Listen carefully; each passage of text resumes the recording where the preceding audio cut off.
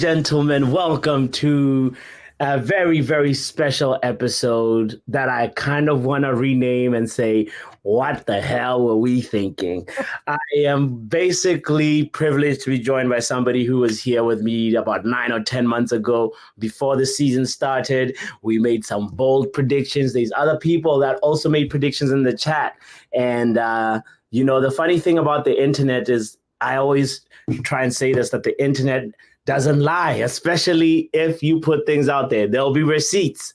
There shall be receipts. And today we're going to look at some of those emotional, some of them very intuitive, some of them intelligent predictions that we made when the season started, and also just have a little bit of a laugh of how things unraveled. My name is Botswanapapi, or you can call me Botswana or Power Hour, and this is the name of the channel. And I appreciate your presence here. Thank you for being here, and I'm gonna reintroduce my guest in a moment.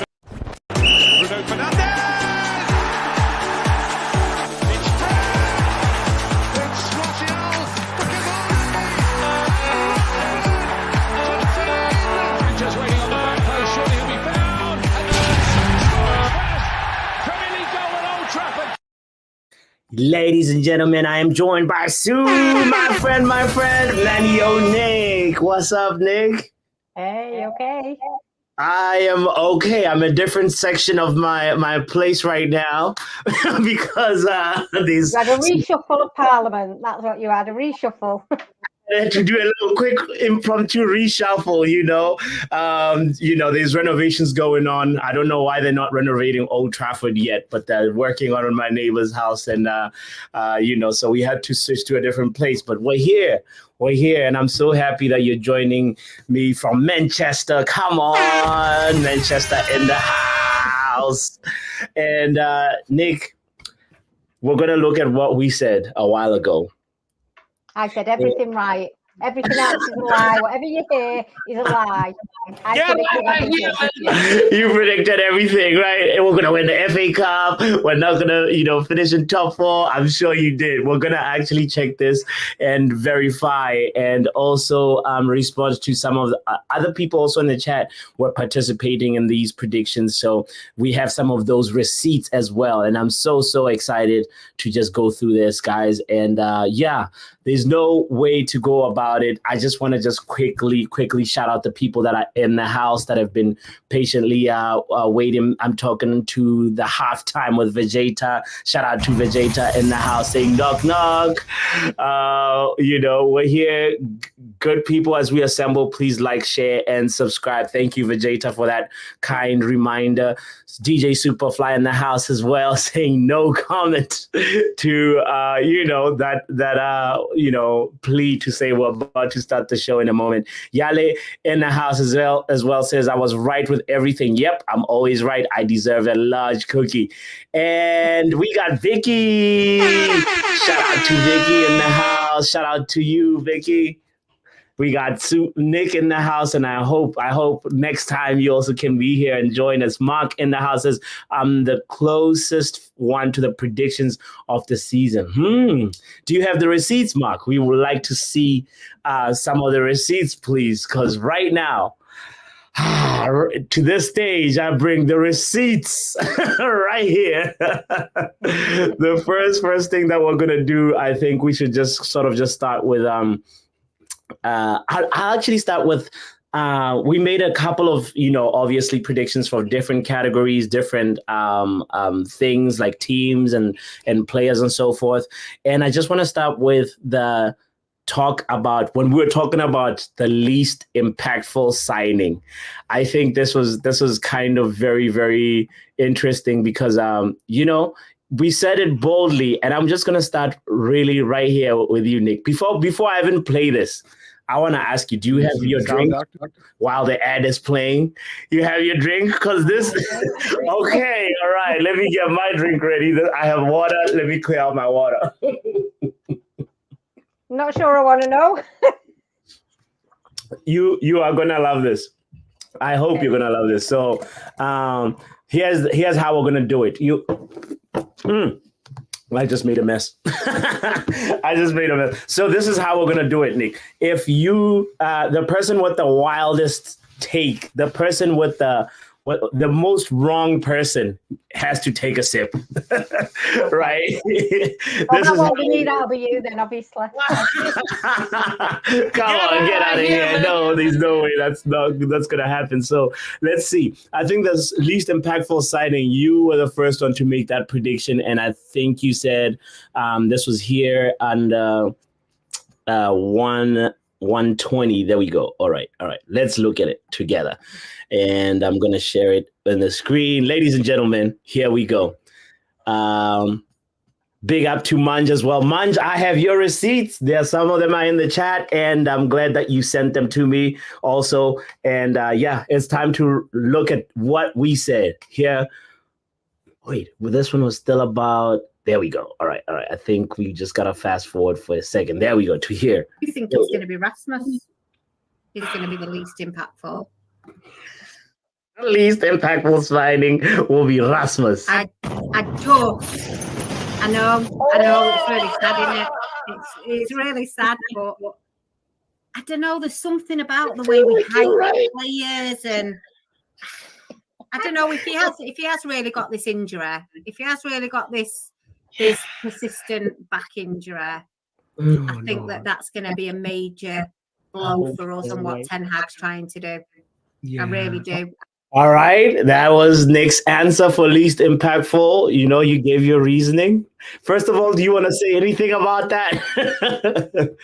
I think I was basing it on his previous injuries, to be fair. And you look at it as a whole over the season, the game time that he's had, the amount of goals that he scored. I think I was kind of coming at it from his injury and will he get enough game time?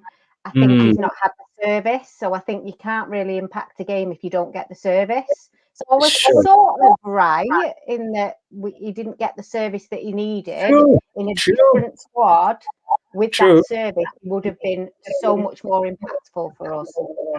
I agree with you there. Let's see what I said about the impact. Whatever, but it is what it is. If at all we get Harry Kane, I feel like we are title challengers. Nick, I have to put it on record and say if we get Kane. I do think that we are going to challenge, but I just... Wait, I jumped forward. Hold on. I was trying to go to 121.40. Here we go. Why do I feel like I have to agree with your Haaland take? Oh, no. If he's only going to start in September, right? If he's only going to start first week of September and he's going to not be getting a full game. So the first full game he'll get will probably be in October. You see, actually, I went with what you said here, and my reasoning was that, like the games he would start really playing full games a lot later in the season, and everybody else would have had a head start. So I want to say, I copied your answer here. So the person actually who was more right than both of us is DJ Superfly. We can see that receipt right there. Superfly said Mount. And I think Superfly is the one that deserves the props here because they got it correct. I think nobody would have. I don't know. I mean, I wanted Mount to have a good impact, but it did not seem to really, really, really pan out for him this season. With the injuries and so forth. And let's see, did somebody else other than Superfly? I feel like R10 also, just a few seconds before, R10 also had given his prediction as well before Superfly. And R10 also had said Mason Mount. So R10 and Mount, props to you guys for that really, really good prediction. Okay, so we've done least impactful. Now, I think another interesting one to go to would be the first manager to get fired. So over here, Nick, I'm going to start with you. You went to, it's right here, 110. It's literally West Ham I don't know if they know that we are literally 3 days away from the Premier League starting, from match day 1, you know? So it's one of those things. It's one of those things where I feel like West Ham might just wake up to. Hold on. Fast gets curious. All right. It's a safe space. Go ahead. As a wild card, I think we're looking at Klopp. As a if it was 100 to 1, I think it'd be worth a punt. You said Jurgen Klopp will be fired first. Correct. He fired himself, I guess. and let me see what else you said further again. I think he's under pressure now. He's under pressure to do something to succeed. And last season was a really poor season for them, considering the signings that they had and the players that they had. They were really, really poor. They did well against United, but sometimes it's not one game. It's not a one game show, is it? It's a season. So I do think that's a wild card. But I actually think my manager that I think will get fired is Eddie Howe.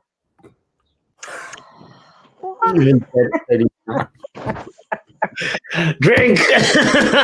wait. Look. I think you know what? It's funny. Who did you say? Categories, I feel like I just copied your answer. Let me see what I said at 113 right here. Sheffield United, because Fly also said Jurgen is getting sacked first as well. Yeah, like Sheffield is gonna be like a walk in the park. Wait. Mine is 113.07, so it is right here. Hold on. Okay. One of the first, it's Jurgen Klopp / Moyes / Paul Heckingbottom. I feel. Oh, I gave more than one answer, but I was so right on Paul Heckingbottom because I think he didn't even make it till December. If I was, he got fired, and who was it? Chris Wilde or somebody who took over. So, right? Am I wrong? I feel like I could be. Yes, Paul Heckingbottom was sacked by Sheffield December 2023, and then that's what happened. And then the Blades got a new manager. So this one definitely you have to take a drink because I said the name that was close. So there we go. That's that category right there. Manager to get fired first. Shout out to by the way, I see also Yale just joined us as well. Shout out to you as well. Shay says I'm at college. Oh, okay. All right. Big up to you, Shay. Here we go. Let's go to the next category really quickly and look at what we said about relegation. I'm going to start with me first because we've been doing Nick first. So at 109.05, I said my relegation list. Here we go. It goes a little something like this. Bottom 3. Oh, so this is why this is so interesting. I went with Luton, obviously. Sheffield is the second team. And then, hear me out. Nick, hear me out.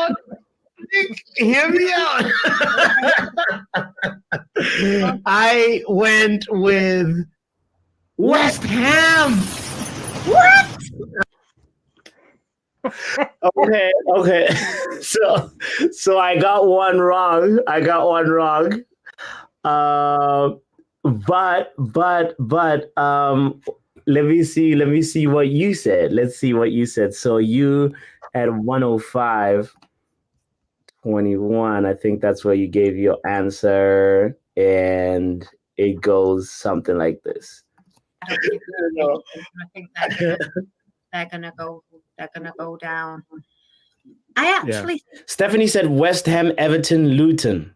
Agenda against Everton. And hear me out. All right. I think that Wolves are going to struggle this season. I think that they may potentially be in that relegation battle. I'd like to pick somebody like Crystal Palace, but they're always mid-table, 11th or 12th. If you look back over the seasons, that's kind of where they are. Everton, I think that they're probably going to get relegated, and I'd probably say, I know I've already said 3, but I think that if it's not Everton, then it is going to be Sheffield United. You look at you squeezing in Sheffield United in there. But actually, that was a pretty good prediction. Not bad. It was awful. It was awful.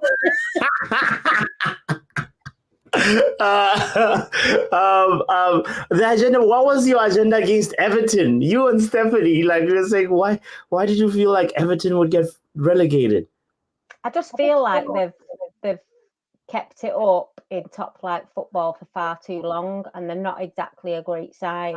So I felt like their time was running out, and if it was going to be any season, it would be this season. I mean, you know, points deductions and all that. It was tried, wasn't it? But clearly not. Yeah, I hear. Clearly not enough to knock them out. It sucks, like, what kind of the FFP battles that they had this whole season, but you know, props to them for like how they managed to just, like, you know, get it together and still overcome those hurdles. I want to welcome Manch to this conversation, because Manch, I have your receipts. You said Burnley, Sheffield United, and Luton Town, and look at that. Look at you know. Let me see. I also have Stephanie Griffiths. Manj, how you doing? First of all, are you good, mate? I'm good, mate. It's been a long day. Big up to you, Bots. Big up to you, Nick. Nice to meet you for the first time. As well. Yeah. Glad that you're joining us, and we're just reviewing some of the bold predictions that were made. Let me look really quickly. I think I have also somebody else. Let's see, right here. I actually think so. That's Stephanie's, and right here, I think we have also Jarvis's prediction. Jarvis relegation prediction is at 104.52, if I'm not mistaken. So it should be here. All right, there we go. Everton and Sheffield United. So many people hating on Everton. But what? They shut them down, you know. Oh, anyway. A big shout out to Luann as well, guys. As you're joining in, kindly don't forget to hit the like button. Vicky says, as they escape point deductions, so that is why Everton were looking like a drain, but then Leeds bottled it. That is true. Everton minus 20 should have gotten relegated, says Steph. And Mitch says the Glasner hype after a few games, I guess when we're talking about Crystal Palace earlier on. Anyway. Let's move on to the next category, which was, should we do top 6 or wait. Let's go to the players. This one is even more fun because we talked about the first category that we talked about was signing of the season. Who is going to be the signing of the season? And I think here, 1947. Let's see. It's time for me to get set up. Of course, we got to get the ad. But here we go. I've admired him for quite a few years, and I don't think it's fair to go off his form at Chelsea, because let's face it. Wait. Who is this that you're talking about? Let's be back up. It's obviously Mount, isn't it? Don't go anywhere. Will be Mount at United. I'm really Mason Mount to be the signing of the season. In my defense, I thought he would get more game time. In my defense, and I still think had he got more game time, we'd have seen a completely different player. It's just what I'm saying. Okay. Munch, what was yours? I don't have that receipt on me of the signing of the season. Do you remember what you said? I didn't say anything, to be honest with you. I was still just doing the Mount signing. Okay. Let me see. I think also you gave a signing of the season looking at our rivals. So 2250. Let's see. It was right here. All right. Signing of the season, looking at our with Mount. Hopefully, also he's been saving the best for the season, right? Because there's that superstition sometimes that like bad preseason means good season. And preseason. I think for me, getting the number 7 shirt as well, I think there's this expectation that those players are going to just come in and be the number 7. And you think will be the signing of the season for their team? I don't know whether it's right to say the signing of the season. What I am looking forward to is seeing McAllister. For Liverpool, not bad. Not bad at all. Right? I think McAllister has had a decent season for Liverpool. When we really look back at it, he's one of the few guys for that came from Brighton that have actually lived up to that hype a little bit, and they haven't disappointed per se. So not bad. Okay, let me see what I said. As for signing of the season, Manchester United, I said here it is, right here. I wrote down, I think I was like, for us, it would be Onana. Jesus! Uh-oh. Oh, no. That was a bad take. Okay, then let's get... Hey, but I love how you said Onana. Which one? Yeah, I didn't have confidence. You can tell the way I said it. Oh boy. Shay said Rice was my signing of the season, but was it the one you predicted though, Shay? This is what we're looking at. All right. So let's see. For the rivals, I went with 28, 21. It was right here. Actually, it's not too far off. Okay. Nicholas Jackson, the Jackson kid for Chelsea. Oh, Jesus. Oh, my God. Nicholas Jackson. Horrible. I think I'm the one that should take a big sip of that. Look at the distress on your face on your picture. Look at that. Oh boy. Oh, Mitch had gone with Doku. Oh Lord. Big up to Dre. Thank you for joining, Dre. We're reviewing our predictions from before the season started. What we were. Yes, Luis says, boy, were you wrong. Okay.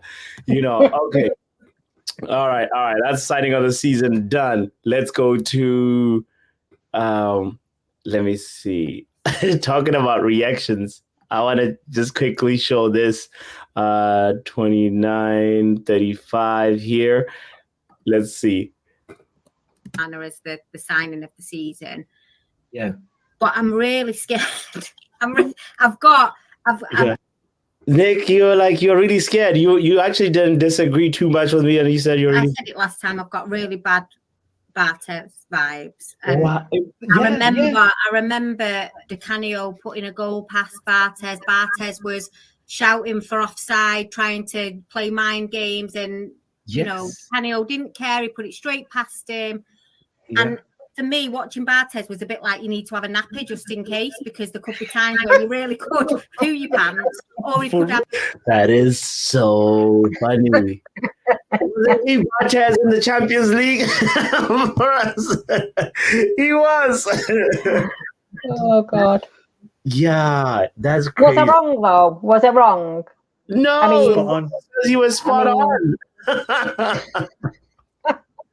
That is crystal ball like. All right.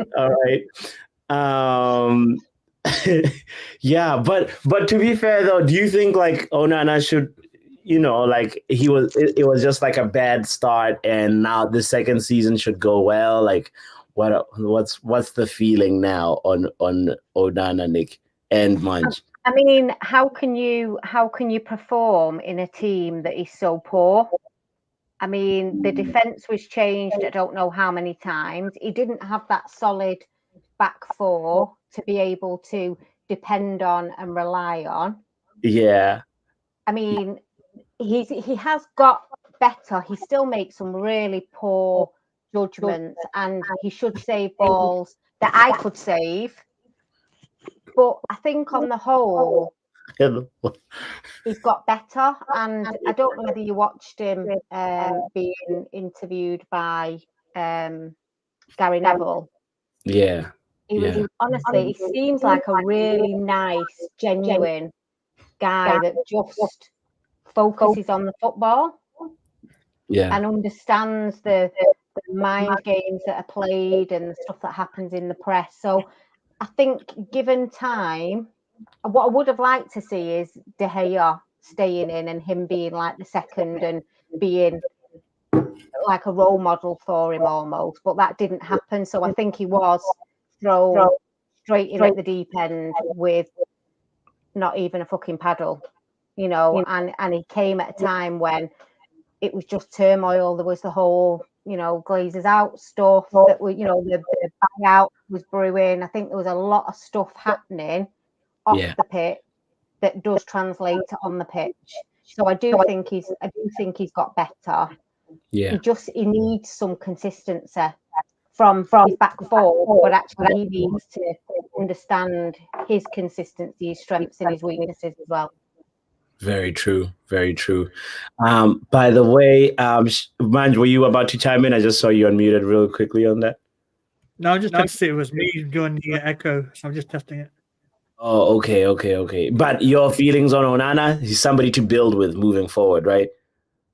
Yeah, I think it's obviously very harsh towards players. You know me, I'm a harsh critic, but I liken United to Space Jam FC. Where the good players could go lose their powers, and when they go outside, they become themselves again. True. I think Onana, although he does drive like he's in a Matrix, will do well next season and do a better defense and better tactics. And there we go. Yeah. Big shout out to everybody that's just joining in right now. I see we have 30 people in total watching. Kindly hit the like button, donate a super chat if you feel generous, or you can become a member, by the way. Shout out to Vegeta for being a member already for 1 month. Feels like that time has flown by so quickly, Vegeta, but thank you so much for supporting the channel with your membership. Really appreciate it. Compose, let me know if the echo is a little bit better. Hopefully this should do it. But anyway, let's move on to another player of the season. Hold on. Oh, let me see. Mark is in the house as well. Shout out to Mark in the building. What's up, bro?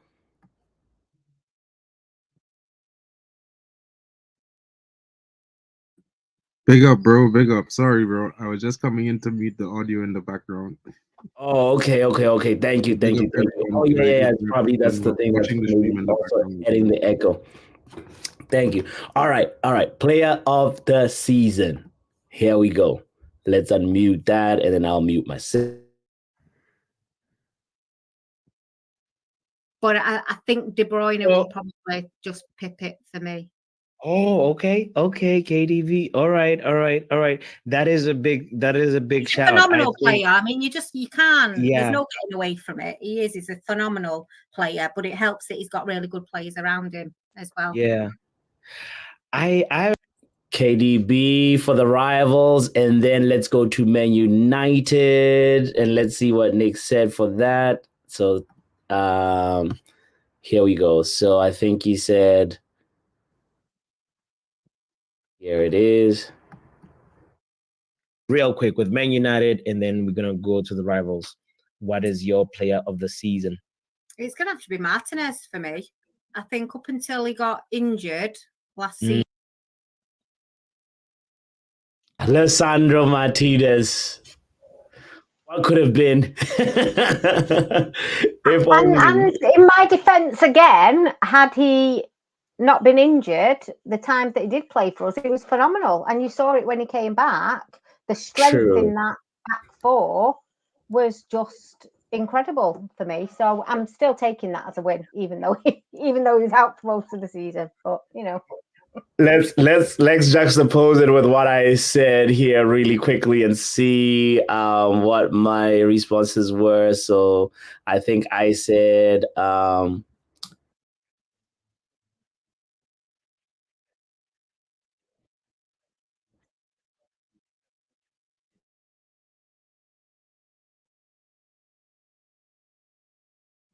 he is now the leader, the field marshal, and we're about to see a really, really, much like. Of course, he'll probably still be petulant and still be complaining. Bruno.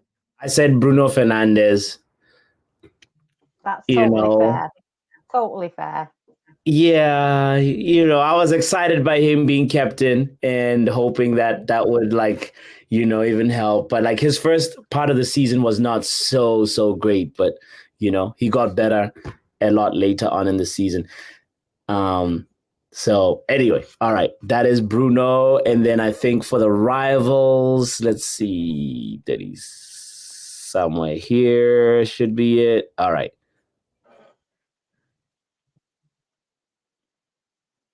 Rivals, I feel like Enzo Fernandez. This is tied into our top 4, top 6 conversation later. But Enzo Fernandez is going to be one of the players of the season.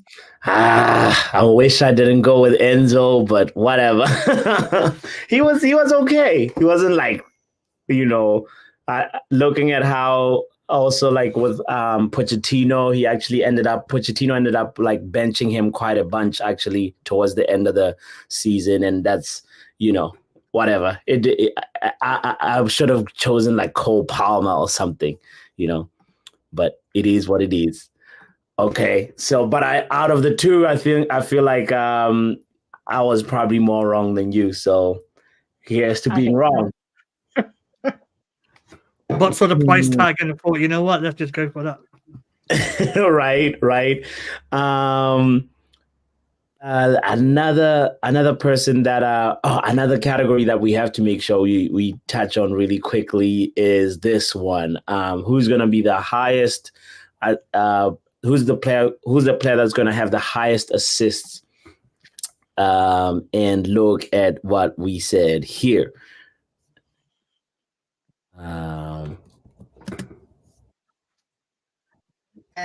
We'll probably for United we'll go for Fernandes because I think he's an obvious choice. Yeah. You think of his assists last season as well. I mean, I'd like to say Mount, but again, I think that there'll be an element of Bruno as captain kind of getting that. Okay. All right. And, satisfied with what you said there? Like super satisfied. How many assists? He actually is right. You're right. He's the highest player with the assists. He got 8 assists for Manchester United this season in the Premier League. And the second was Alejandro Garnacho. So you couldn't have been more spot on right there. Yeah. I don't know if I okay, let's see. 38, 51, he said for the rivals here. Then I would be tempted to go for somebody, De Bruyne or Salah, Maddison. I think they're obvious choices. Yeah. Based on form. I totally agree with both your choices. I feel like I have the same answers, and yeah. I agreed with you there. You were just copying Boss, you're me. cheating there, man. Come on now. I You're was cheating. No, but like I literally had the same answers written down. So I just had to go that mental ball games. His Mount was assisting the medical staff all season. That is true. That's a different kind of assist. Yeah, no, I had to copy your answer there. I think I literally had the same players written down. So that's why I said that. Now. Underachiever of the season. Hey. Manj, I have this receipt. Oh, do you? You chimed in on this one too. So here we go. Let's look at underachiever of the season, starting with Nick. And right here. So Oh, God. Oh, good. underachiever of the season. Boom. Bruno as captain, kind of getting that. Wait. This is wait, let me start with Meek and then I'll just double check what Nick is at 38-40. Here we go. I do think we should start counting pre-assists as well, but that's just me. Right. Because there's a lot in that. There's a lot in that link-up play, isn't there, and the creating of the chance in the first place. And sometimes it's just lucky that you're the assister. It's all that play that happens before. Yes. But I mean, again, that's just me. And I think if we're thinking about like top assister, then I would. This one, hold on. I think it's right. It's a little further at 41. Okay. Let's go a little further. Yeah. It is. Squad depth to be able to compete on both fronts, and then also probably look like with the other domestic cup. It's gonna be one of those things. It's like, how does Unai Emery play it? But in terms of they'll prioritize Europe because they've got no chance. Hold on. Do you hear what's going on here? We're responding to your answer, Nick. And your answer was squad depth to be able to compete. Your answer was this. Oh my lord. You're gonna have to answer for this one. Hold on. You said underachiever of the season would be. They'll drop really quite low. Or I think they've got pedigree. Aston Villa. Okay. But I don't. Let me get to the point where you actually say it. Hold on. I think it's right here. Interesting. Let's think. Who did I think about? I actually think that Aston Villa will be an underachiever. What? Just throw me out now. Just throw me out right now. Look at you. Explain yourself. In the Champions League. Who could have predicted that? Not me. Well, you gave your reasoning. He went on a 3-minute tangent. Oh, Jesus. Well, that was not a great take. Don't listen to me ever.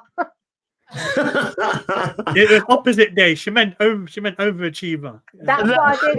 I misunderstood what the question was. Thank you. No problem. Okay, all right. Let's see my answer and then you, Manj, okay? Because you answered it. I answered it right before you. So 42, 46, that's where it is. Or it's right here. All right. Let's go. France, and then Unai Emery doesn't really know how to prioritize. Then I see what you're saying. But and then so for me, I think I had. Oh my goodness! So I had Liverpool.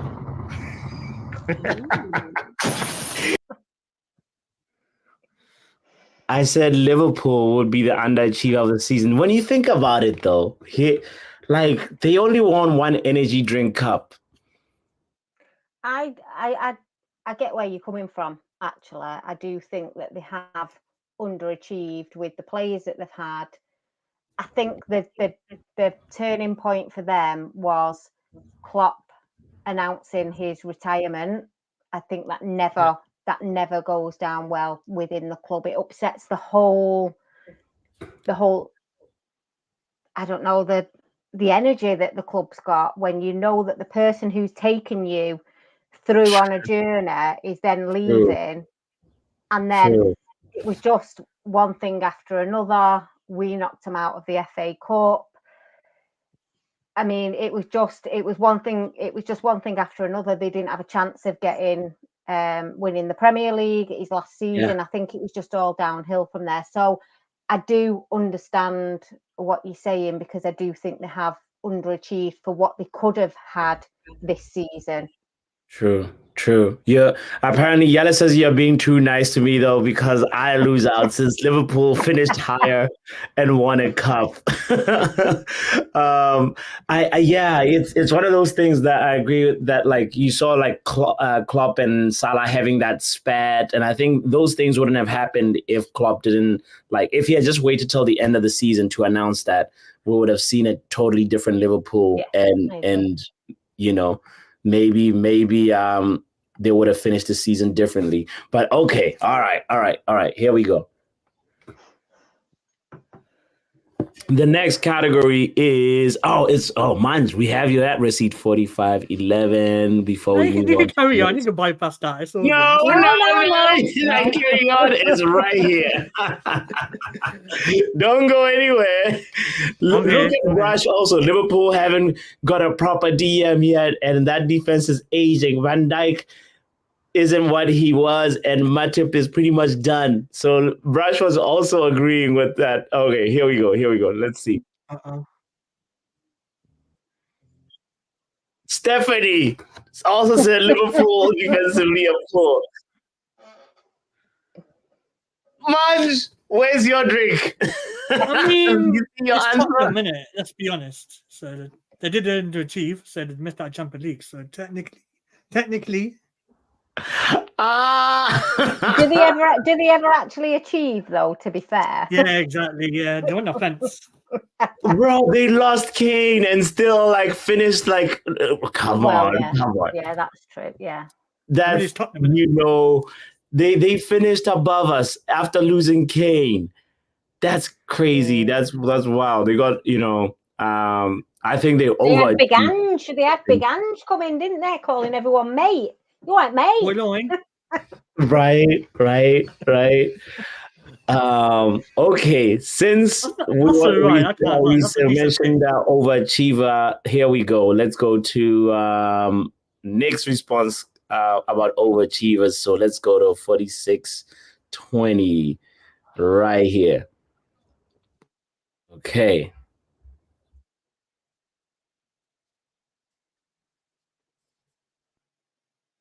What? Did you hear that? No.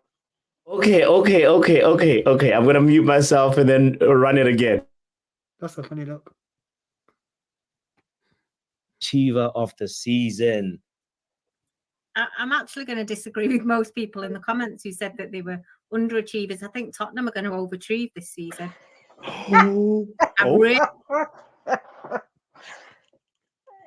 They finished above us.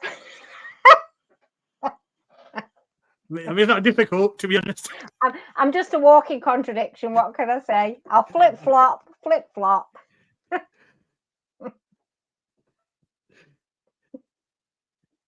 It's just a prediction. It's all good. Yeah.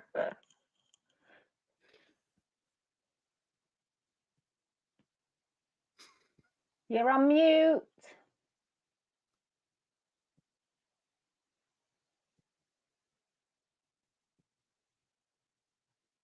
I don't think. Can you hear us? Pappy.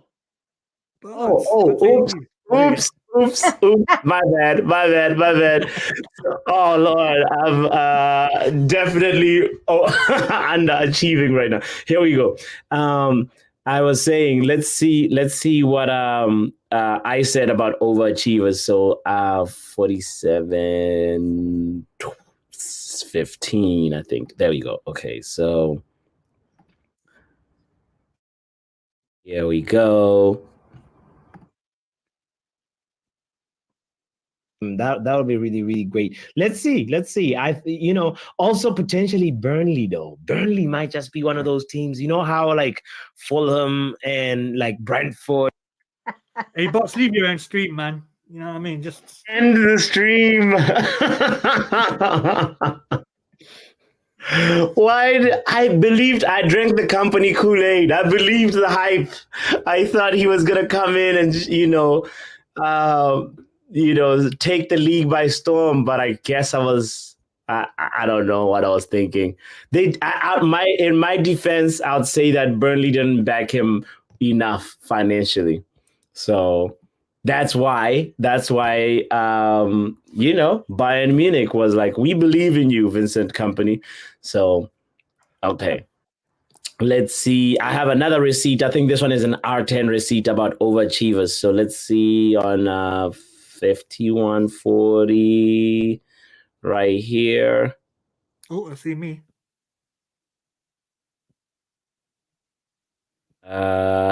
Okay, all right, let's go here, and then I'm gonna unmute it. Yeah, he's joining. I think the reports are that he's joining Hoffenheim. On loan. I think he's set to join them. Did you see that? Hold on. He said Hoffenheim. On loan.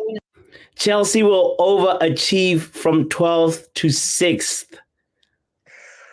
Spot on. Where did Chelsea end up? 6th position. R10.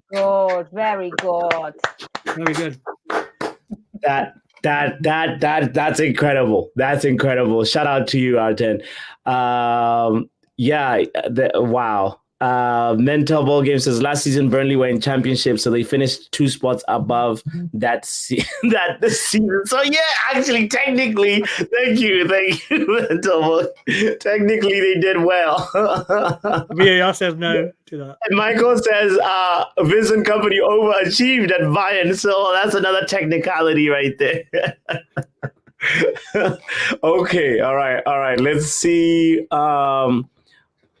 Top goal scorer. Let's talk top goal scorer before we talk about the top 6. And and I think that was probably the second last category. So top goal scorer. Let's see what Nick said about it. So 52 minutes in. Here we go. Starting from here.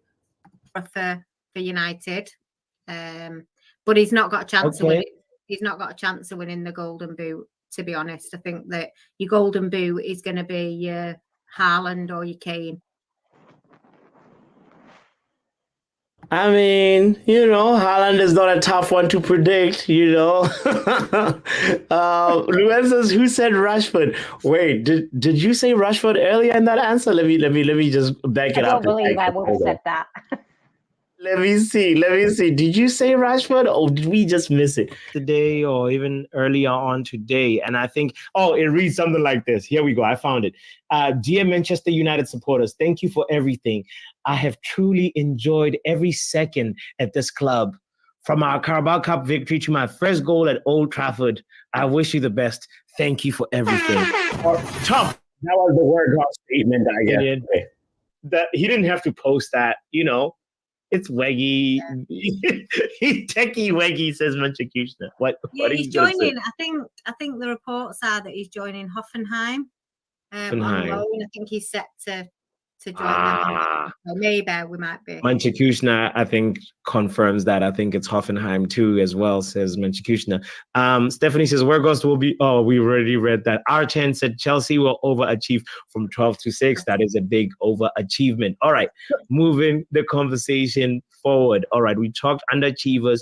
We talked top assisters. We're about to talk golden boots.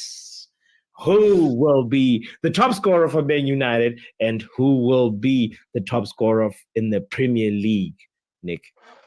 Okay, so I think Rashford will be the top scorer for United.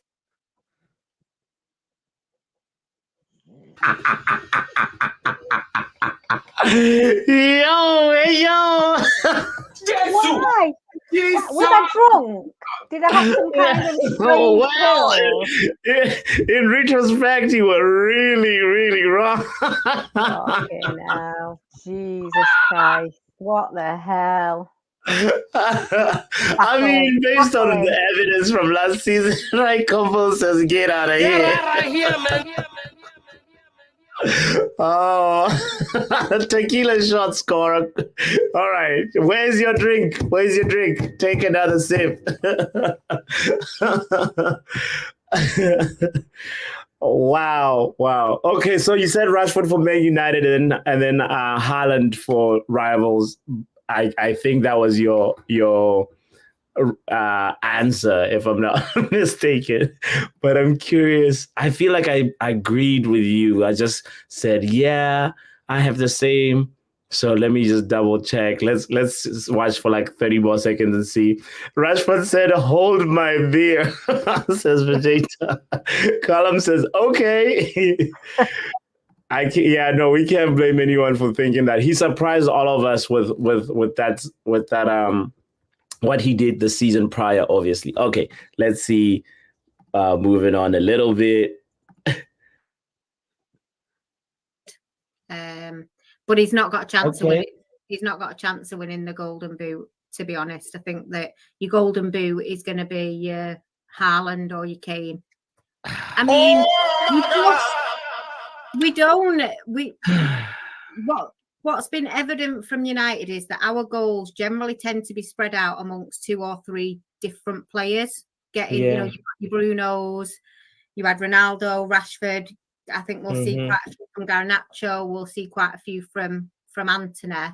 So I hope so. We've not got the players. I mean, maybe Rasmus will be different. I don't know, but we don't generally tend to have those players that poach the goals and get all the goals. And actually, when Ronaldo did get a lot of goals, he actually took them. If you look at the other squad players that were getting goals the season before, he'd taken their goals from them. All those goals and made them his. Yeah. So I think you're looking at Haaland or Kane for me, realistically, as much as it's Yeah, that is true. I think I went with Rashford and Haaland / Kane as well. Yep, that is what I wrote down. Yeah, totally agree with you. I mean, that shame. You shamed me. Okay. All right. I'll take.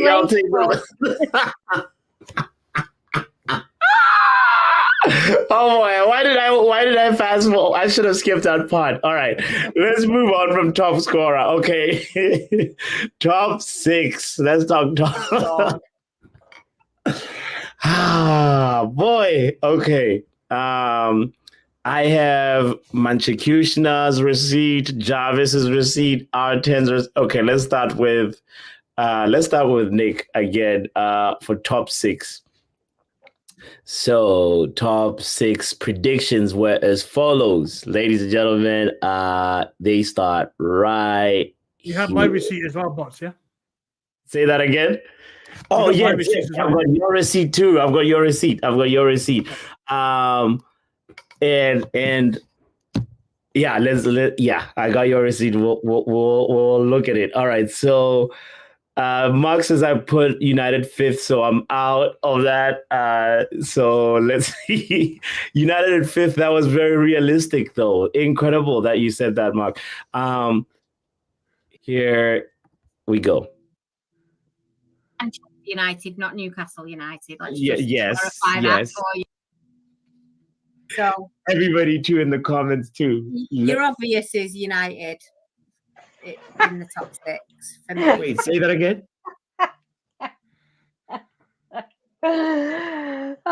United have got to be in the top 6. Manchester United, not Newcastle United. Yes. That for you. Yeah. Yes.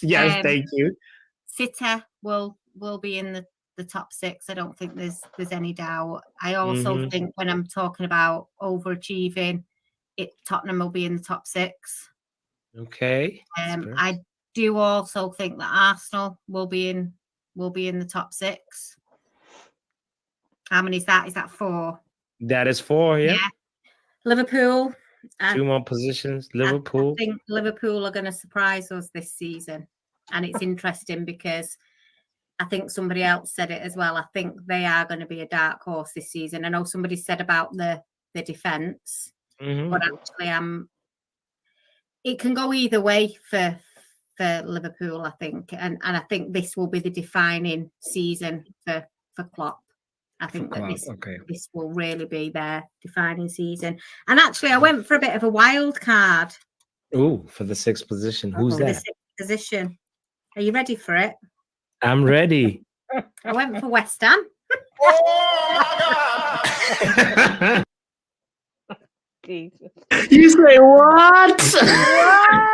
It's bad enough having United in there, but fucking West Ham. Jesus. First of all, you definitely had something against like Liverpool. You were like, something's gonna happen to Liverpool, but West Ham in top 6. What were you thinking? I literally have no clue what the hell I was thinking saying that. Like I just randomly plucked these names out of a hat and thought, yeah, we'll go with them. Maybe it was just wishful thinking that United would be in the top 6, and I put a couple of other people in there as well just to make myself feel better.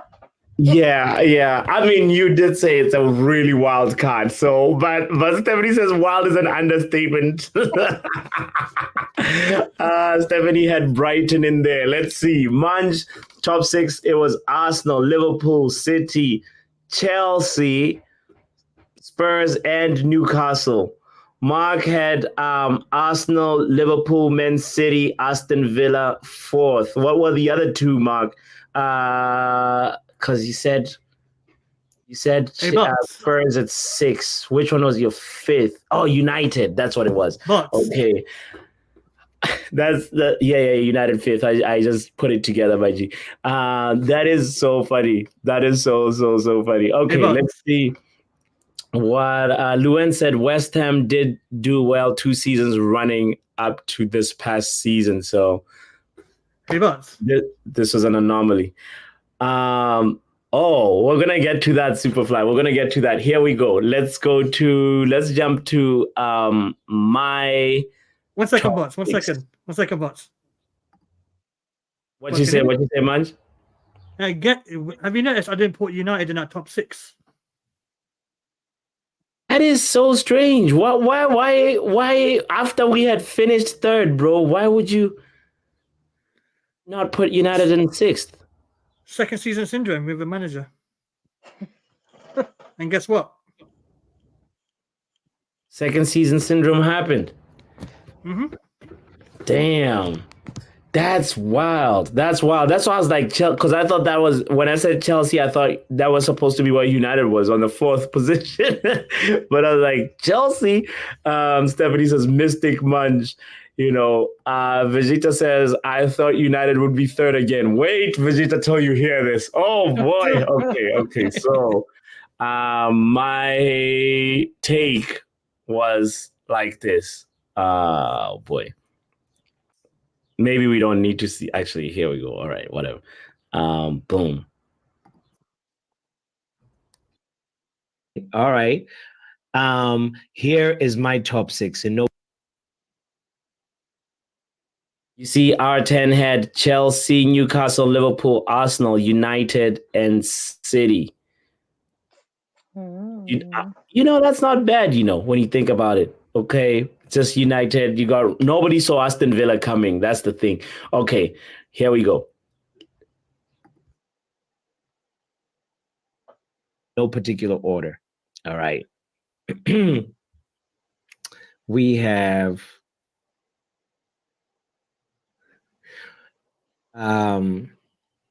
City, United, Arsenal, Brighton, Chelsea, and Newcastle. There is no Liverpool, and Spurs is contingent. If they keep Kane, then I substitute Newcastle for Spurs. But But it is that. It's City, United, Arsenal. Oh my goodness. I feel like I actually wrote. What's bad about this take is Spurs lost Kane and they still finished above Newcastle. So I was really, really wrong on this. Oh my Lord. Okay, all right. Let's see the rest of how I try to justify it one more for like 3 more seconds. Wrote this down in order of what I feel like will be the top 6 in the Premier League. Here's why. Listen to this thing. So Arsenal, they're going to realize too late in January that they need a striker. That they're going to realize in by Thanksgiving and late November that the goalkeeper dynamic is messed up. They can build a rhythm with David Raya and with a Ramsdale, and they're going to be making errors in left, right, and center, like defensive errors that are so easy that howler after howler in that take. First of all, Arsenal had one of the best defenses in the league. They didn't have a problem with Raya and Ramsdale in there. It's just like, I don't even want to hear the rest of it. Wow. There's too much, too many howlers. My Lord, I just can't believe I said that. Like I believed that they were just gonna things were just gonna go bad. I'm gonna fast forward to, I think we have Jarvis's receipt as well as R10. So I'm gonna fast forward to that moment. 58. 29. Actually, R10 is already here. So Jarvis said at 103 right here. Jarvis went with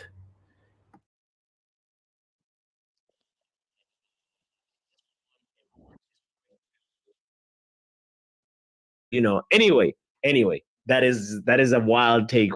Jarvis, but when he said same as me, great mind.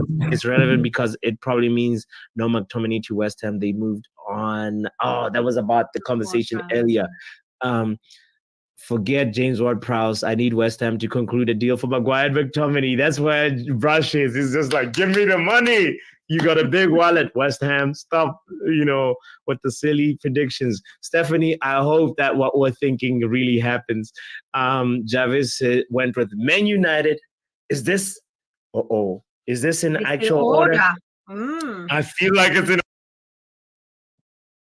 Jarvis with a howler there. I think he put that in order, saying Man United is gonna be the winner, City second, Liverpool third, Arsenal fifth, Newcastle and Chelsea following them. But we all know how that turned out. Look at that. Oh my Lord. And also, I think we have Manchester's take, and then we'll go to the last category, and that's it. So Manchester went with at 108 right here.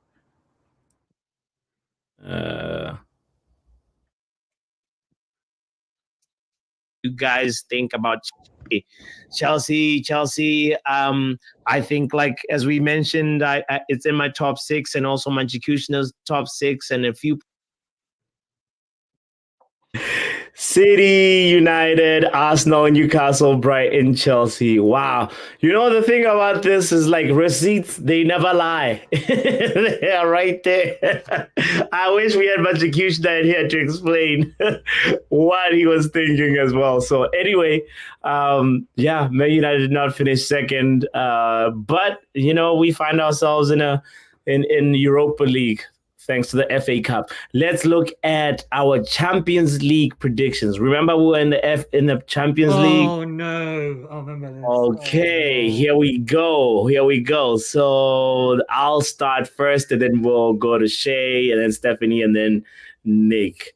Those are the receipts that I have right here. So 1832. There it is. Okay.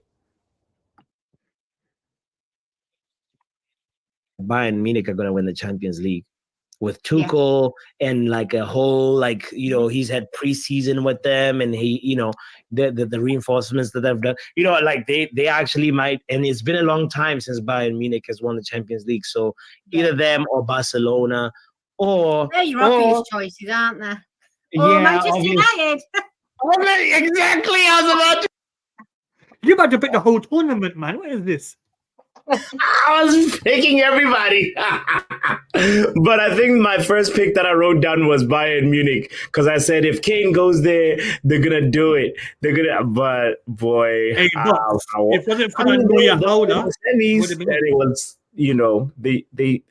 they should have Tuchel not done those substitutions too early, they would have probably done something, I think because it was just so close to getting to the final.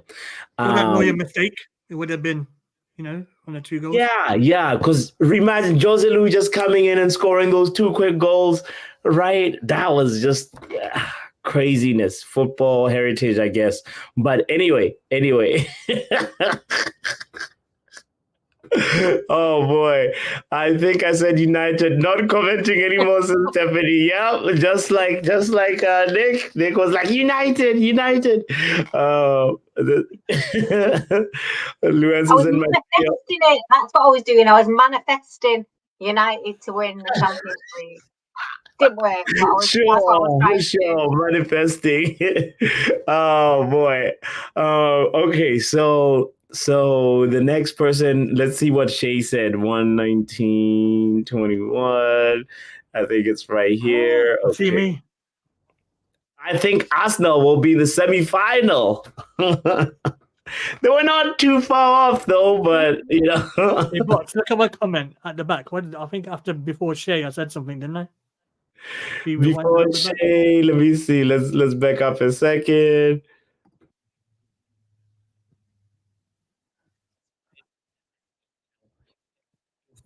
Let's go back a little bit.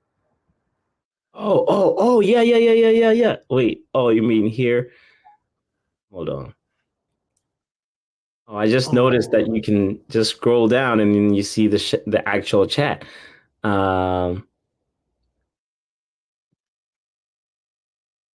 Okay.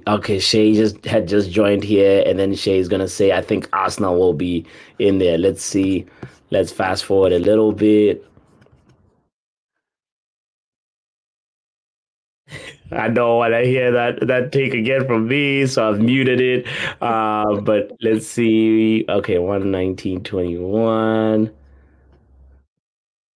It is. Aha! Bayern won it in 2020. Okay. Archen said if they get Kane, they will win it. And let's see if you actually said, I think you were agreeing that Bayern are going to do it, Manj. And what? I hear that. I might have said that. I was. You were thinking Bayern too.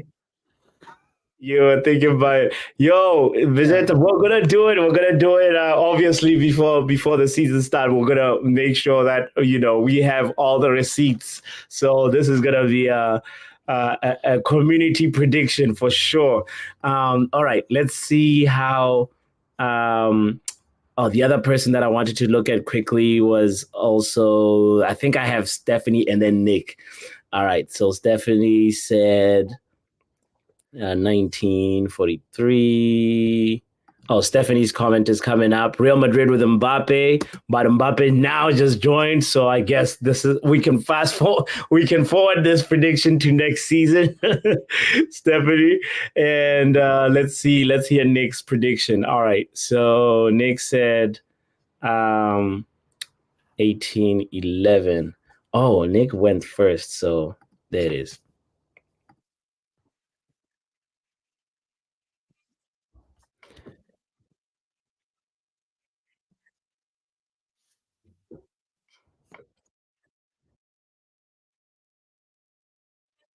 Oh, your answer, Nick, was anybody but City. That was your prediction. You didn't want to put a team. You just said anybody but City. More than once, actually, because I tried to get a name from you. Listen. That is fair. That is very fair. And was I right or was I right? Was I right? Or was I right? Yeah, literally, I tried. Here we go. And Champions League, I actually don't care as long as City don't win again. I actually Boom. anybody but City. I will literally take anybody but City. What if? Okay, so this whole, conversation is all contingent. That is too funny. Okay, so that was your answer. And the last category, ladies and gentlemen, actually, I was saying second last, but this is actually the last one, is the Premier League winners. Now, 22-47, that is the last one here. So 22, boom. Okay. But I mean, all of these predictions are obviously going to be wrong, aren't they? Right? I hope we're proven wrong, Nick. I hope we're proven wrong. Okay, all right. So that leaves it for the main question of the day: who will win the title? Dun, dun, dun. Yeah. I don't want to say it, but All right. I'm gonna give you a drum roll. I do think it's going to be City again. I really, really do. You were so confident on this. You didn't even wait for the drum roll to complete. You just you said it over the drum roll. It's sickening that I was right. I would rather staple my eyeballs than be right about that. But unfortunately, yeah, at least you ended strong. That was funny. And let me see if I had a different answer really quickly. 24-20. I think that's where I answer. Okay, here we go. Oh, no copyright, please. Let's see. Hold on. Let me skip that. Okay. Here is my answer to this.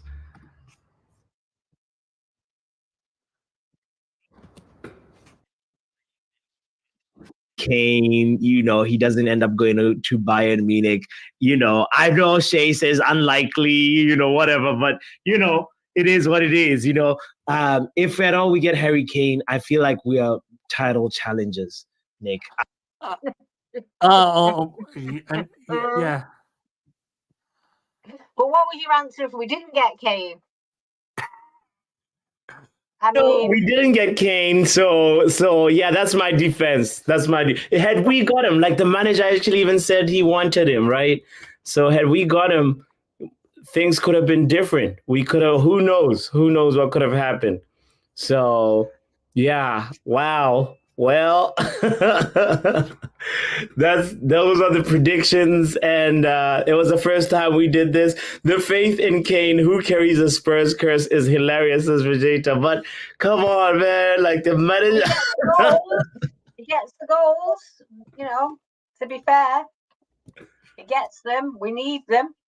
True. And, our goal difference was fucking diabolical. So, yes. We needed somebody that was going to get those 30 plus goals a season. And we just don't have that.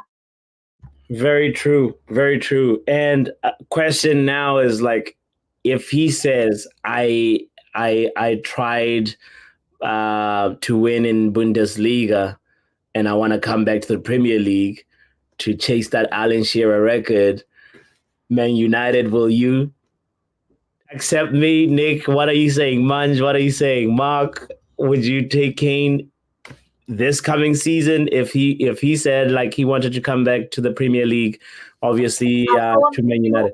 Himself, and I'll give him a piggyback. Hell no. I would go and pick him up, I'd get him on my back, and I would swim him across the ocean to come here. You're gonna bring a curse to Manchester United, really? You're gonna bring a curse to Manchester United? Mark says no. To be fair, yeah, I'd bring anybody to Manchester. Can't be any worse than we fucking already are. And I mean, we still win our trophy. We still win our trophy this season, so you really don't want to win anything?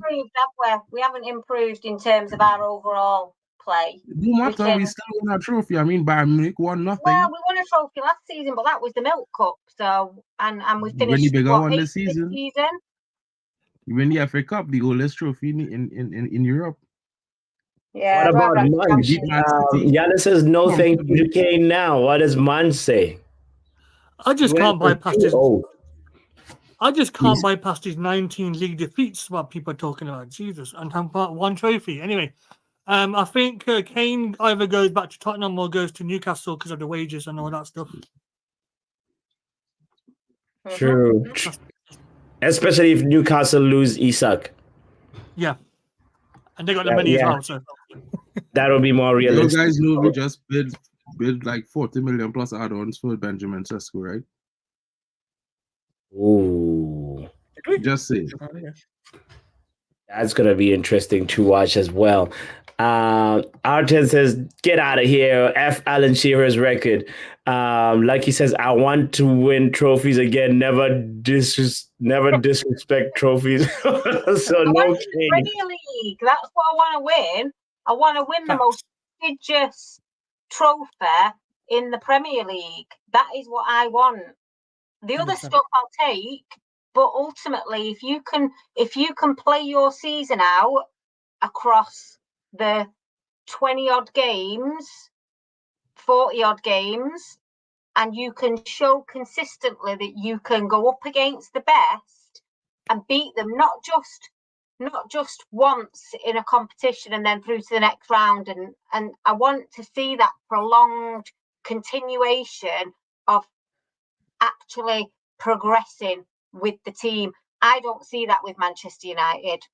I just see us winning an odd trophy here and there. I want to win the most prestigious trophy in English football, which for me is the Premier League. I'll agree. I'll take the Carabao Cup. I'll take the Champions League. But I want to see that prolonged play and progression within the team, and I haven't seen that. I mean, what was that? 19 defeats this season? 16 to be fair, but it's not 19 yet. And at the same time, to be fair, guys, if you look back the last couple managers, we always keep trying to build our first team. We have never actually built a second team, meaning a squad. If you know, like, if you look back at what we've done with all the other managers we've had. We've always sold out of the first team and replaced the first teamers. We've never built additive players into the squad to come in. So the drop-off was always drastic when we come to our bench. So what we really need to do to see progression is add players who could come in from the bench and actually be competition for the starters. That is where we need to begin. So it's something where the team we are where we are. This is based on the last decade of madness that we've been doing in terms of poor signings and bad operations from behind the scenes, overspending, all these things culminating. Right now, we're in a situation where we really in a rebuild. And whether we like it or not, it's going to take some time. And at least we could say that in the darkest times, we still coming away with something to keep us floating, which was a good trophy, and we get Europe, which is good. So we could still improve. We need all these facets to keep us building, because to have a big squad, you need to have games for each player to get time to play. Great point there, Mark. But also, you downplayed the losses that we've had. It's not actually the number that you mentioned. We have 14 in the Premier League. Well, I was talking Premier League. I wasn't talking overall. My bad. Okay, you were only talking Premier League. I think you said 16, but it's sorry. Yeah, it's Champions League was 3 losses on top of that as well, and in Champions League, the Carabao Cup was another loss. So 19 losses, all competitions, which is crazy when you think about it. But yeah, Vegeta's having a hear me out moment right now. What about this? I'm going to toss this one to Manj and say, Memphis Depay is a free agent. What are you saying? I'm saying, get out of here, man. No, Memphis Depay. Let's move on. All right. I guess. What about So the whole comment was, hear me out, Sesko and Memphis on a free. I'm not bought. I'm not. We just get rid of the rapper crew. We're just trying to get rid of the rapper crew. Like, we not bring another one back. That makes no sense. Hey, but I'm not trying to see. Tarnish the number 7. Let me forget that. So, but I'm not trying to look see like Benjamin Tesco at United, man. Yeah. So, I mean, he's a young striker. He could be third string striker that could just fill in. I hear you, Mark. Manj, you were saying something. You said Sesko at United. You don't want him, or you want him? I'm not trying to see Tesco at United, man. We got other supermarkets available in England, man. Guys. Yeah, this like we're very picky shoppers right now, as if we have a lot of money. Thank you, Vegeta, for mentioning that. It's like we need to be, creative with some of the people that we're looking at. As we wrap up the stream, I want to ask. Look at the youth. That's what we need to do. We need to look at the youth. We've seen those players coming through, and if you go and watch the under-18s team, you will see within that we have got some really, really good players. Now, I'm not saying that we should bring them straight into that starting 11, but come on, get them on the bench and give them some game time. Let us see what they can do. I mean, I don't believe that we should have got rid of Pellistri. I think we should have kept him. I think that was a real bad mistake, because he then ended up with Antony on that right-hand side. And I believe that Pellistri had something. He always gave 110% when he played. I just think that we need to start looking at those youth players again. We've seen Garnacho come through. We've got Ahmad. We've got some. We need that little bit more. Menu, I mean, he's absolutely a firecracker. We need to start looking at who we're building the team around. Casemiro, I mean, I'm not saying that he's a bad player, but this season he's been pretty poor. He's an aging player. I don't want to see aging players. I think we need to have some older players that are role models for the younger ones, but you need to start bringing through those young, hungry players that understand what Manchester United is. It's not just the pay packet. It's not just that I can have 2 Rolls Royces, and if I crash one, then I can just drive my other one. It's about desire. It's about passion. It's about history. It's everything that makes Manchester United what it is. And I don't think we've got some of those players. I think we've got some players who just think they've made it because they play for Manchester United. They're getting the big pay packet. I've made it. Manchester United is the biggest club in the world. I'll try my best, but I won't really put that much of an effort in because the team as a whole isn't gelling. So Nick, like for you, like what would you say three areas to boost in our squad this transfer window? Which areas do you prioritize? Like what? Defense, midfield, and strikers. One defender, one midfielder, one striker. Ideally, I want 2 of each. And do you know what? I'm gonna go out and I love 4-4-2 formation. Absolutely love it. It just works for me. I know that's not modern football. You've got your shapes, your triangles, the way players move off the ball. But I want traditional wingmen. I want the traditional wingmen that are getting those crosses into those 2-point men up front. Or you've got your 1-point man, and then you've got your hanger back, or your Cole and your York, your Sheringham, your Ola. I want to see that kind of play, and I don't believe that would be a bad thing for us. Go back to basics. Kambala, when he came on, he was fresh out of the academy and he was back to basics. As soon as he got that ball, he was looking for the forward pass. That is what I want to see from our players. When you get the ball, looking for that forward pass, none of this, back to the keeper. What's that shit all about? Yeah. Get it up, get into positions, get right to the byline and cross that ball in on the ground, because when that ball goes in that box on the ground, anything can happen. But Nick, just to will come back one day, says Cole Post. Lucky says 100%. I don't mind 4-4-2. Manj, what about you? What areas are you reinforcing? And what's your preferred formation, by the way? We've never talked about this. I'm curious what your favorite formation is, as well as Mark, but we'll start with you, Manj. I want to add to what Nick said about the basics. I think doing the basics is what got United the results at the end of the season. Why not do that in the first 36 games? But that's neither here or there. The formation I want United to play is 4-3-3. And the players I'm looking at is defense, midfield, winger, and a striker. Defense, winger, and a striker. So you're good with midfield. Midfield too. You said midfield, yeah. We've got a lot of work to do, man. All right. What about men like Mark? What are you saying? 3 positions to bolster and your favorite formation that you'd like to see Man United play? I kind of was liking the 4-2-2 we were seeing in the last couple of games, the 4-2-2-2. I think that formation was doing well. I think it offers that fluidity to a 4-3-3 or a 4-2-1-2 in different circumstances. It gave us a little bit more freedom for certain players to express themselves. I would say that the focal points for me would be the defense. I want to get 2 center backs, possibly a left back, because I would like to get rid of Luke Shaw. I think he's done, At the same time, I would like us to get 2 midfielders. If we get in a DM, we need a backup for him.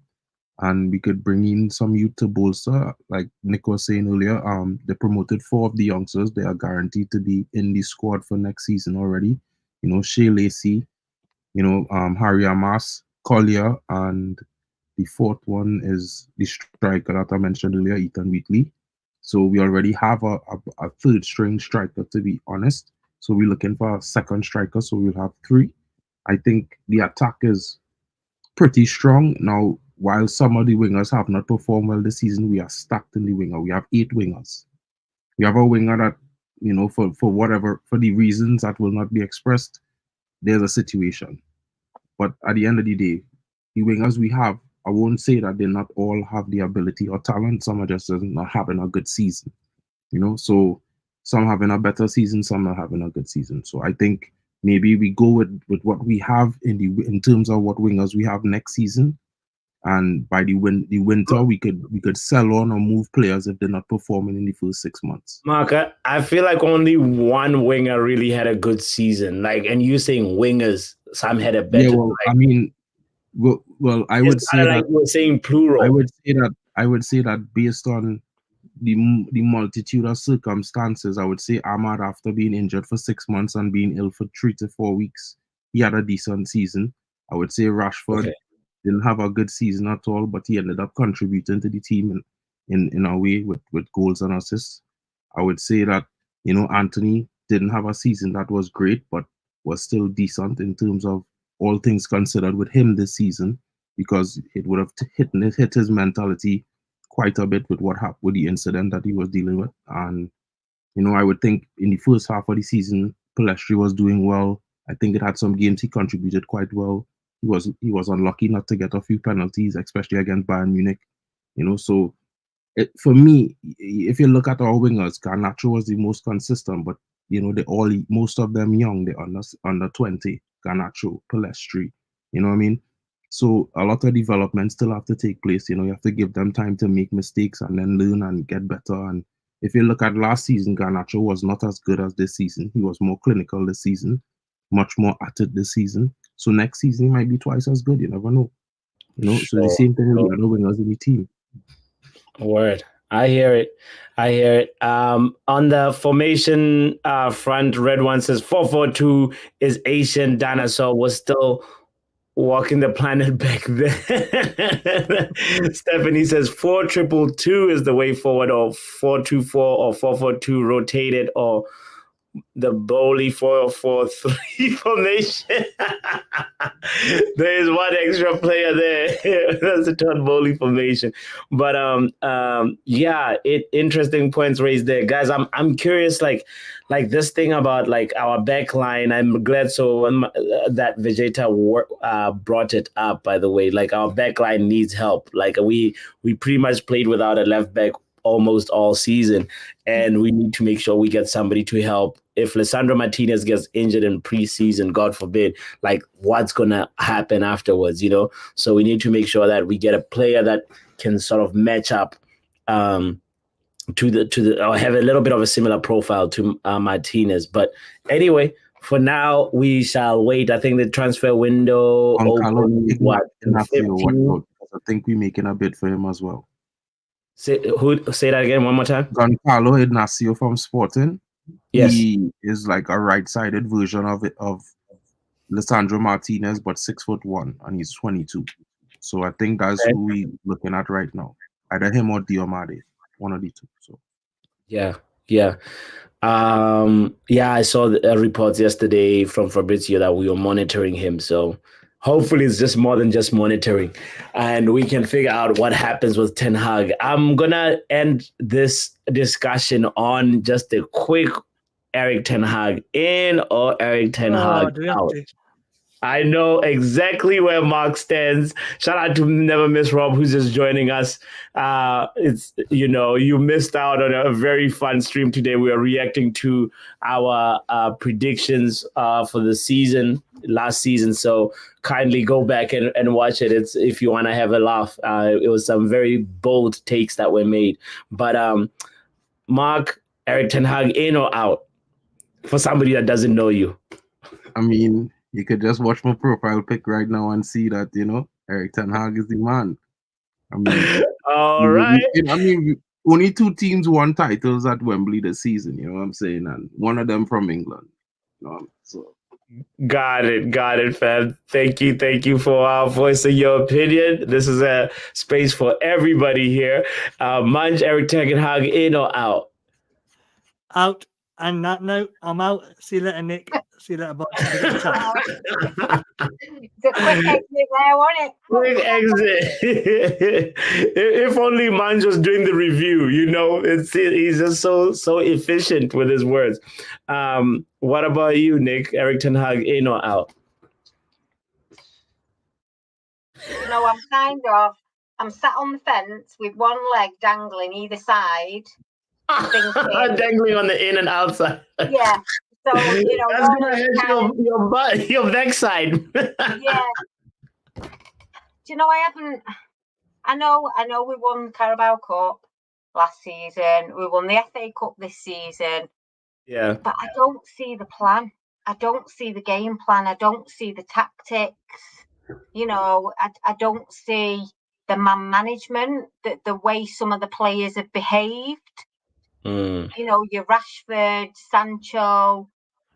I don't see what I want from him. I think we've been sold something, and some of it is around what we've sold, and he's not doing it for me. I'm not going to be upset if he stays, because I do think that managers need time. However, we've had 2 seasons now, and I can tell you, if those predictions that have been done after the first game of the season, they would have been completely different, because in that first game of this season, I could see that we weren't going to have a good season. And when I say good season, I don't mean winning the FA Cup and winning a trophy.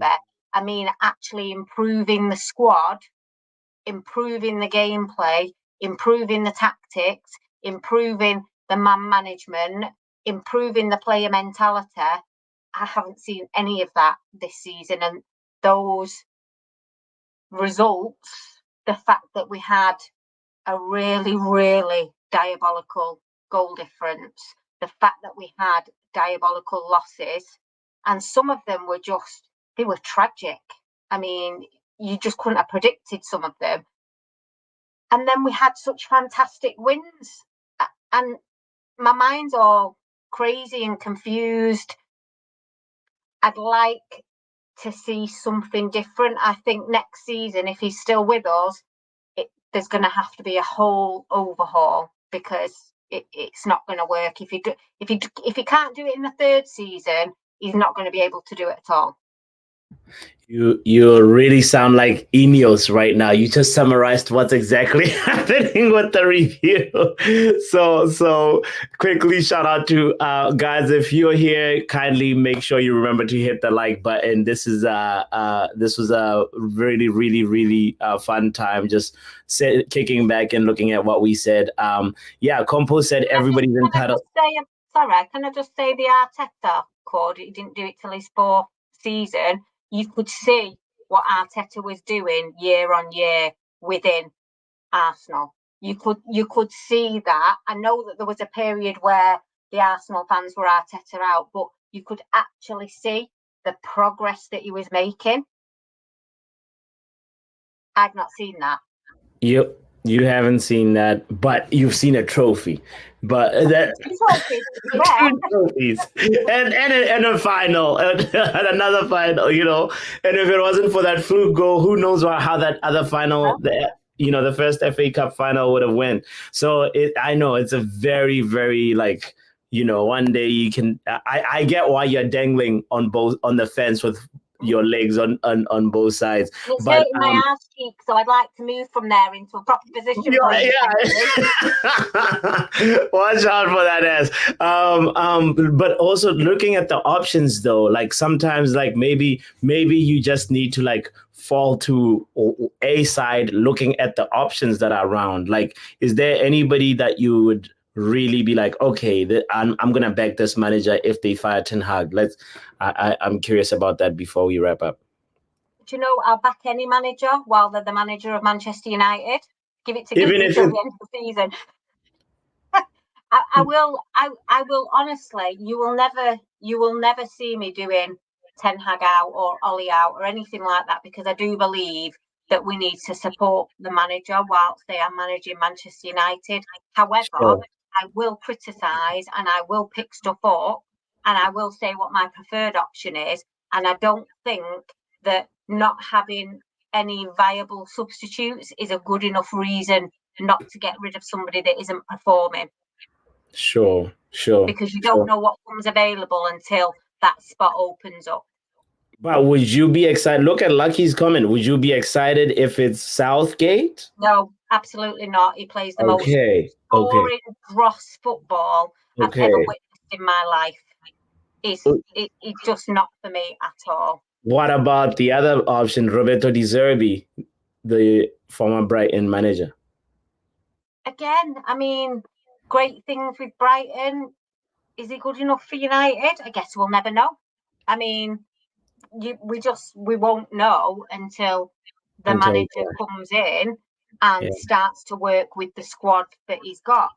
But, we talk a lot about, Ten Hag's not had the players. He signed a lot of those players that are in that starting 11. He chose those players, whether they were first, second, third choice, they were still his choices. Sure. Sorry, I've just left now. I do apologize. No. It's all good. Nick, ever since you've been here, we're monetized now. So next stream we gotta make sure we clean up the language. I just clocked that up right now. I've been swearing a lot. No, it's all good. We just won't monetize this video. It's all good. It's all good. I'm so sorry. No. Don't be sorry. Yale says the question is there. Have you enjoyed watching Man United this season? Most have answered no, they have not. This is one reason why Eriktenhag should leave. Fair enough, Yale. Yeah. I haven't enjoyed. I've enjoyed snippets, but I can honestly say that it's only when we've won important games. The rest of the time, it's been appalling to watch, to the point where I get anxiety in my stomach because I know that it's going to be an awful game. But I'm still compelled by the love for the club to watch every game. That's the thing. It doesn't matter which manager is here, we'll still be here as fans because we love the club, and we just got to get behind it. I like what you had said earlier on, is just back the club, and sometimes it's not just about the manager. I look at it almost like this. I'll end on this analogy. So right now, when we're still sniffing around looking for managers, as Banana Silver has just put it, it's like, have you been to that bus stop where if the bus is on, the engine is on, but there's no driver. And it's, it's going to go somewhere, but you're not sure exactly, So, as a player that's saying, that's looking to make a move and hop on from one, bus to another, hopefully a smaller bus to a bigger bus, say Michael Olise or whoever. are you inclined to hop in a bus that doesn't look like the driver is there? Just, or are you going to go into another bus that looks like the driver is there? The destination is already put right there. I just want Ineos to make a decision right now because, whether you're a Ten Hag inner, outer, or fence sitter, like it's ridiculous how long this review is taking. And it's almost like, it's farcical. I mean, everything's been farcical, hasn't it, for United for so long that I kind of miss the let's just do everything, not necessarily behind closed doors, but let's make the decision. Let's stop with the circus and let's just get on with the act. If we're gonna get rid of Ten Hag, let's get rid of him. Let's have somebody else in place, not get rid and then we'll see who's available. Sure. I want to see that there's a plan. Again, I talk about Ten Hag not having a plan. Well, I want to see the club having a plan. If you're not happy with Ten Hag's results, then who else have you got in mind? And based on not even necessarily things that they've won, but actually how successful have they been with the team? For example, have they been finishing 12th and now all of a sudden they're finishing 3rd in Bundesliga or, whatever it is? Let's look at, it's the destination isn't like that final bit, is it? It's the journey. It's the journey that you go on to get to that destination, not necessarily the final destination where you reach. Sure. Yeah. Well said. It's the journey. Hopefully it's going to be a better journey this coming season. Guys, I have to say shout out to you legends in the chat that have been participating with us in this conversation, looking at our ridiculous predictions. And I want to say, hey, y'all, come look at this. Nick predicted West Ham to be in the top 6. So, Nick, get out of here. Shout out to you. I appreciate you so much. And and I appreciate you for hitting the like button and subscribing. We shall definitely do the predictions for the upcoming season. And we're actually going to start with the Euros, but I would love for you to be a part of it, to contribute into the conversation as well, so we can have all the receipts. Joe Blackman was laughing. Big up to Joe. Big up to you. Thank you for being here, homie. You've been lurking in the background, so big up to you, homie. And we'll talk soon. My name is Botswanapapi. This is the Football Power Hour. We out. Peace. Football Power Hour.